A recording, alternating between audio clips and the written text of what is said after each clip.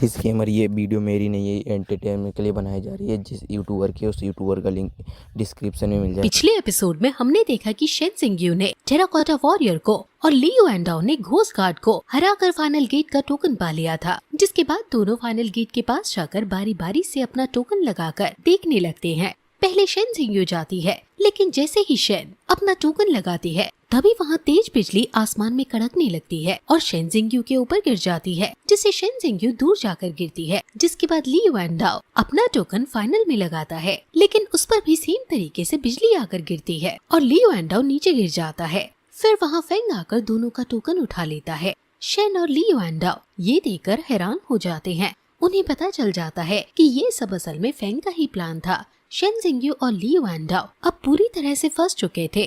जाओ देलिन, टाइगर हुलिन और सबने मिलकर वैम्पायर्स और किन्जी को भी पकड़ लिया है। जिसके बाद फेंग दोनों टोकन को कंबाइन करके एक नई टोकन का फॉर्मेशन करता है और जैसे ही फेंग उस टोकन को फाइनल गेट पर लगाता है, गेट खुलने लगता है और वहाँ बहुत तेज तूफान सा आ जाता है। एक मिस्ट्री गेट जो हर किसी को जिसकी भी कल्टीवेशन कम है उसे अपनी तरफ खींचने लगती है। वैम्पायर्स, शेन, ली युआनडाओ अब उस तूफान में खींचे चले जा रहे हैं। बाकी सभी तूफान से खुद को बचाने के लिए किसी पत्थर, किसी पेड़ को पकड़े हुए हैं। जियांग और यिंगेरे भी एक दूसरे को सहारा देते हुए हमें नजर आते हैं। फेंग भी अपनी पार से खुद को तूफान में बहने से बचा रहा है, लेकिन तूफान इतना ज्यादा तेज है कि जियांग और यिंगेरे भी एक टाइम के बाद खींचने लगती है। लेकिन तभी फेंग दोनों को वापस धकेलकर बचा लेता है और बचाते बचाते खुद उस मिस्ट्री गेट में तूफान से खींचा चला जाता है। फेंग के जाते ही तूफान थम जाता है। जियांग और यिंगेरे दोनों फेंग के लिए कुछ नहीं कर पाती। जिसके बाद सीन बदल जाता है। हम देखते हैं कि फेंग एक नई जगह पर पहुंच गया है। फेंग उस जगह को देख ही रहा होता है कि तभी पीछे से ली युआनडाओ आकर फेंग पर अटैक करने लगता है, जिससे फेंग और ली युआनडाओ के बीच घमासान लड़ाई छिड़ जाती है। दोनों की लड़ाई बड़ी ही टक्कर की चल रही है। तभी वहाँ शेन जिंग्यू भी ली युआनडाओ का साथ देकर फेंग पर अटैक करने लगती है। एक तरफ से शेन जिंग्यू और एक तरफ से ली युआनडाओ की ग्रीन स्वॉर्ड फेंग को घेर लेते हैं।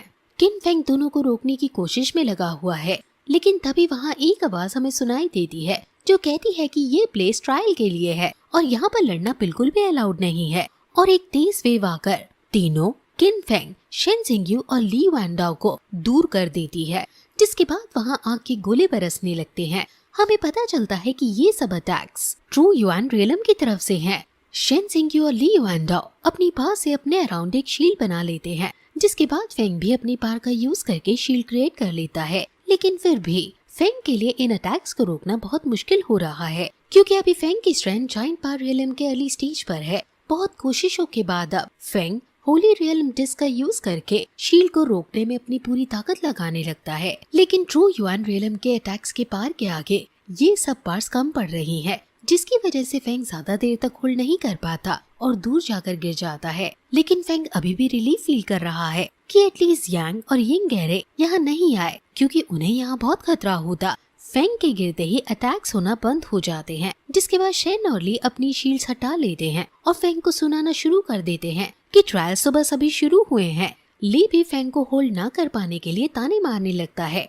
जब भी वहाँ भूकंप आने लगता है, जिसके बाद हमें नजर आती है एक गोल्डन कलर की परी, जिसका ऑरा बहुत ही तेज है। सभी लोग इस लड़की को देखकर हैरान है। जिसके बाद परी बोलना शुरू करती है और कहती है कि आप सभी ने तारों की स्क्रीनिंग को पास कर लिया है। अपना इंट्रोडक्शन देते हुए परी कहती है कि मैं 1000 स्टार्स की होली लॉर्ड हूँ, जो कि इमॉर्टल क्लैन की सबसे बड़ी गॉड है।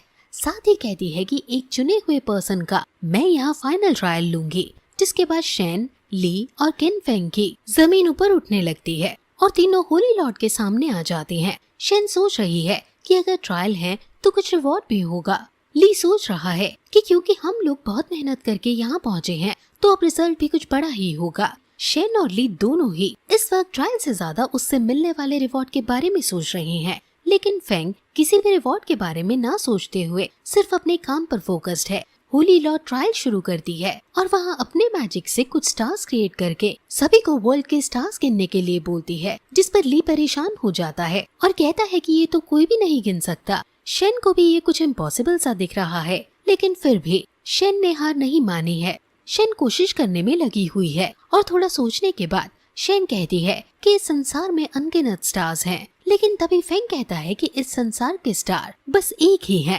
होली लॉर्ड, और अपना सर झुका लेता है। फेंग का आंसर सुनते ही शेन और ली फेंग का मजाक उड़ाने लगते हैं और उसे कहने लगते हैं कि तुम होली लॉर्ड को मस्का नहीं लगा सकते। लेकिन होली लॉर्ड फेंग का जवाब सुनकर कहती है कि बिल्कुल सही। होली लॉर्ड को फेंग का जवाब पसंद आता है, जिस पर शेन और ली बहुत ही हैरान रह जाते हैं। किन फेंग मन ही मन सोचता है कि ये लड़की आज भी नहीं बदली है। जिसके बाद होली लॉर्ड फेंग को एक रिवॉर्ड के तौर पर एक चमकीला पत्थर दे देती है। इसकी मदद से फेंग अपने मैजिक वेपन्स को अपग्रेड कर सकता है। लेकिन ली चिढ़कर कहता है कि ये तो बस एक पत्थर का टुकड़ा है। शेन भी उस रिवॉर्ड का मजाक उड़ाने लगता है, लेकिन फेंग को शेन और ली की बातों से जरा भी फर्क नहीं पड़ता। जिसके बाद होली लॉर्ड दूसरे टास्क का ऐलान करती है और सभी को अपनी एज गेस करने के लिए कहती है, और जो भी बहुत पास होगा सही जवाब के वो जीत जाएगा। सबसे पहले ली आगे बढ़कर गेस करने की कोशिश करता है और होली लॉर्ड को मस्का लगाते हुए कहता है कि होली लॉर्ड तारों के इंचार्ज है, जो कि सूरज और चांद की वजह से चमकते हैं और गैलेक्सी के साथ जीती है। और ऐसा कहते ही ली होली लॉर्ड के आगे आकर अपना सर झुका लेता है। अब बारी थी शेन की, जो होली लॉर्ड की तारीफ करते हुए कहती है कि आप धरती और स्वर्ग के भगवान हो, आपकी उम्र संसार के जितनी ही है। जिसके बाद किन फेंग आगे आता है और हंसते हुए कहता है कि तुम दोनों एक लड़के का दिल नहीं समझ सकते। फेंग अब आंसर करते हुए कहता है कि होली लॉर्ड जैसी सुंदर सी लड़की हमेशा सिर्फ 17 साल की ही हो सकती है। होली लॉर्ड को फिर से फेंग का आंसर पसंद आता है, जिस पर शेन और ली फिर से हैरान रह जाते हैं। फेंग के आंसर से इम्प्रेस होकर होली लॉर्ड रिवॉर्ड के तौर पर डायरेक्ट फेंग का लेवल बढ़ा देती है। फेंग को ये रिवॉर्ड भी बहुत पसंद आता है।